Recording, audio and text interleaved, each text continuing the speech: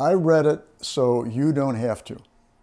Now, what I read is Pope Francis' 180-page encyclical called Laudato Si, or On Care for Our Common Home. But I'm convinced that when you and I are finished with this video, you will want to read it for yourself. Now, you've likely heard of this 2015 document, and the common description is that it is the environmental encyclical. And most of us come to these things with, our own predispositions. We come to this document maybe with the idea that, well, great, the church is getting into the environmental movement. It's about time. Or maybe we come from the opposite perspective. We've heard this before. We don't need another dire prediction that all of nature is in a death spiral. My hope is to convince you of two things in this video. First, that these two diametrically opposed attitudes, either cheerleading for the document because it aligns with our own views, or cynically dismissing it because we've heard it before, that neither of these attitudes is illuminating or accurate. I will demonstrate to you, I'm sure, that the document is far more sophisticated than that. And the second thing is, I think the argument can be made that there is less environmentalism in this document than there is a prayerful encouragement for us to change who we are. There is less about saving the planet and more about changing ourselves. Because, to be blunt, if we are selfish and prideful, no quantity of astute policy or money is going to, in the long term, safeguard our common home. The environmental problem is, in the first instance, a moral problem. So stay tuned. I know I can make the case.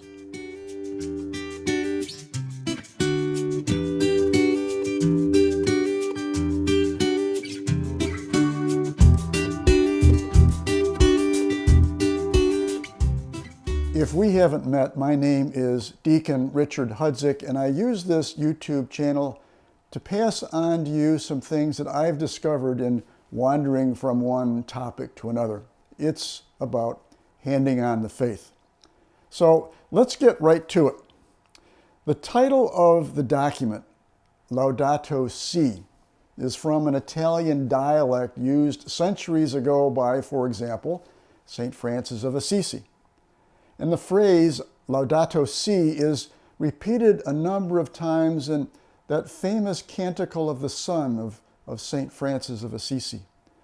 Laudato Si means praise be to you. And so to give you some background, some context, here are a few words from that Canticle of the Sun which will come to your mind, I'm sure. St. Francis wrote, "Be praised, Laudato Si, my Lord, through all your creatures, especially through my Lord, brother, sun, who brings the day, and you give light through him. He is beautiful and radiant in all his splendor. Of you, Most High, he bears the likeness. Praised be you, or Laudato Si, my Lord, through sister moon and the stars. In heaven you have formed them clear and precious and beautiful.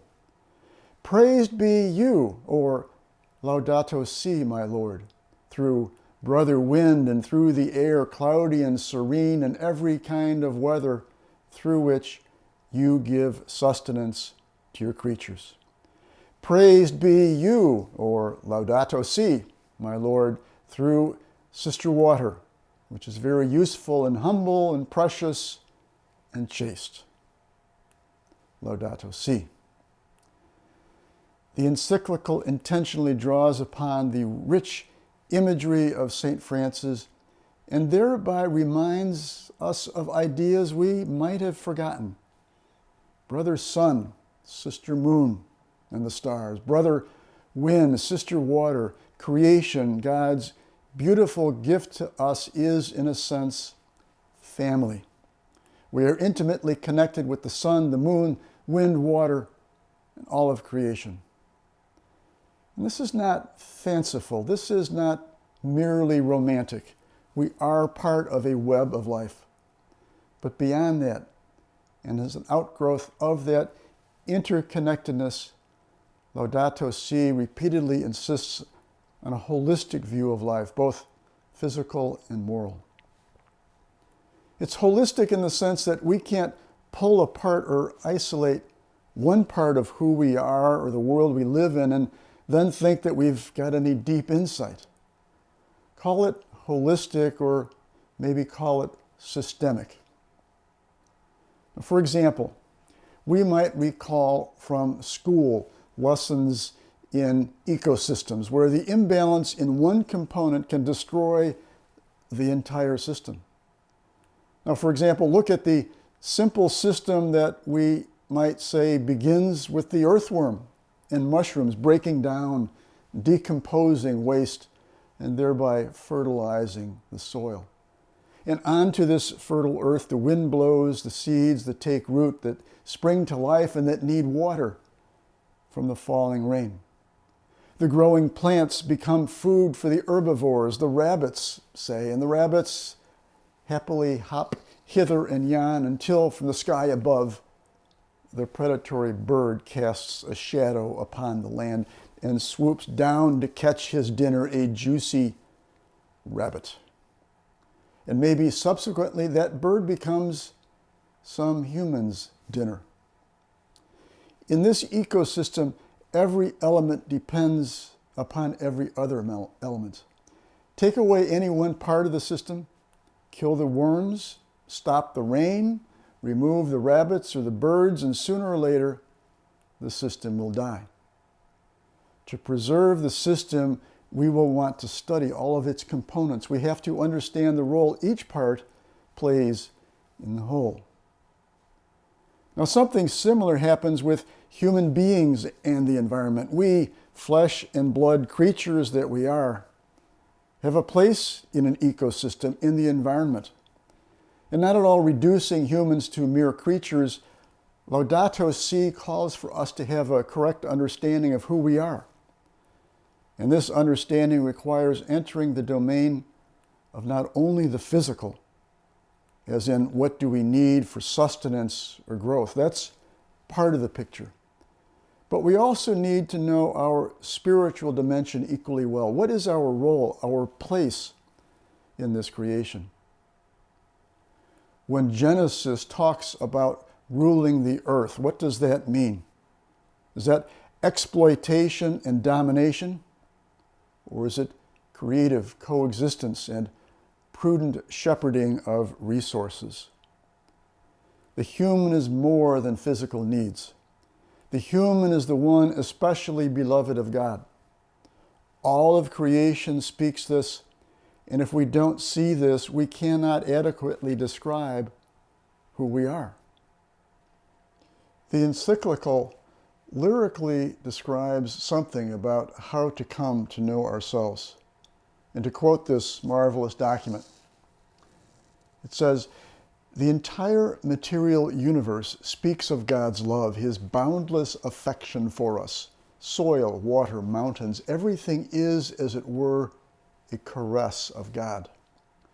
The history of our friendship with God is always linked to particular places which take on an intensely personal meaning.